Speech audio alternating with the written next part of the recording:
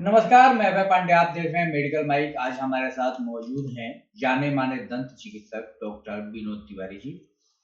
विनोद जी, बहुत बहुत स्वागत है आपका मेडिकल माइक में। विनोद जी, दांत जो है सभी अंगों की तरह काफी महत्वपूर्ण जी। होता है। ये खाना खाने से लेकर उसके पचाने में भी अपना रोल अदा करता है, लेकिन कई बार देखा जाता है कि दांत कम उम्र में ही झड़ जाते हैं।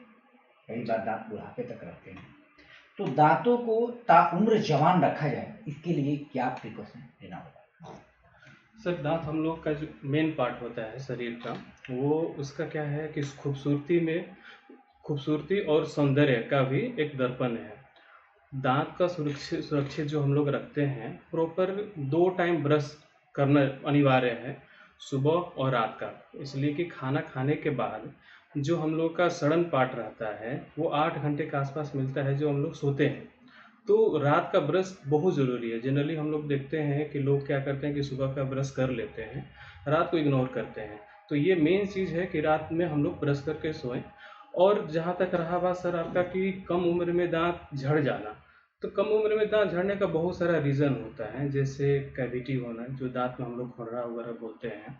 तो अगर जनरली अगर उसको डेंटल के चेकअप में ना जाएं तो पता नहीं चलता है, और सड़न कभी कभी इतना होता है कि दर्द नहीं होता है और दांत को जो डीके पार्ट स्टार्ट रहता है, तो उस एज में होता है जनरली कि दांत वो अपना टूटने लगता है। तो मेरा यही है कि ब्रश को प्रॉपरली किया जाए, और रात का ब्रश ज़रूरी होता है, और मंथ में साल में एक बार जाके डेंटल चेकअप कराया जाए, रूटीन चेकअप जिसको हम लोग बोलते हैं। उससे क्या होता है कि पहले ही पता चल जाता है कि कैविटी है या नहीं है, तो आगे जाके जो मेजर प्रॉब्लम होता है उससे हम लोग बच जाते हैं।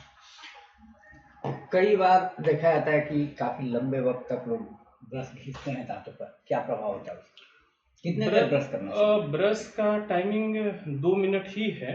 अगर प्रॉपर हम लोग 2 मिनट ब्रश करते हैं तो ही सही है। अगर बहुत ज़्यादा, जैसे बहुत 5 मिनट लोग ब्रश करते हैं, कोई कोई 10 मिनट भी ब्रश करने लगता है, तो उससे क्या होता है कि दांत पे घिसने लगता है, और उसका एक टेक्निक होता है जो हम लोग जनरली नहीं जानते हैं। तो उस वजह से भी दांत घिसने लगता है।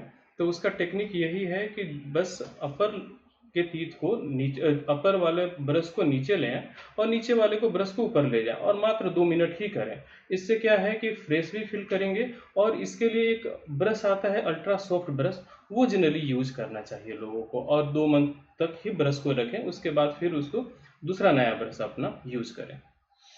सर, दांतों की वजह से शरीर के अंदर भी बीमारियां होती हैं क्या? जी, दाँत से रिलेटेड सर जैसे है कि दाँत में अगर कोई परेशानी है, दाँत से में बहुत सारा डिजीज़, जैसे हम लोग पैरिया जनरली बोल देते हैं, तो उसके होने से क्या होता है कि बहुत सारा मिलियन बैक्टीरिया एक डेंटल प्लैक में होता है। वो हम लोग के माउथ से होके अपना पेट में जाता है, लंग्स में जाता है, हर जगह जाता है। उससे क्या होता है कि हार्ट डिजीज़ होने के भी चांसेस रहते हैं।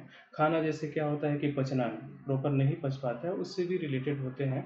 तो दाँत मतलब कि जनरली लोग बोलते हैं कि दाँत, लेकिन दाँत शरीर का मेन पार्ट है, मेन अंग है। अगर वो सुरक्षित ना रहे, स्वस्थ ना रहे, तो हम लोग का शरीर भी स्वस्थ नहीं रहने वाला है सर। उससे बहुत सारा, उससे रिलेटेड दांत अगर डैमेज है, दांत अगर उसमें बैक्टीरिया है, तो आपके बॉडी में वो जाएगा ही जाएगा।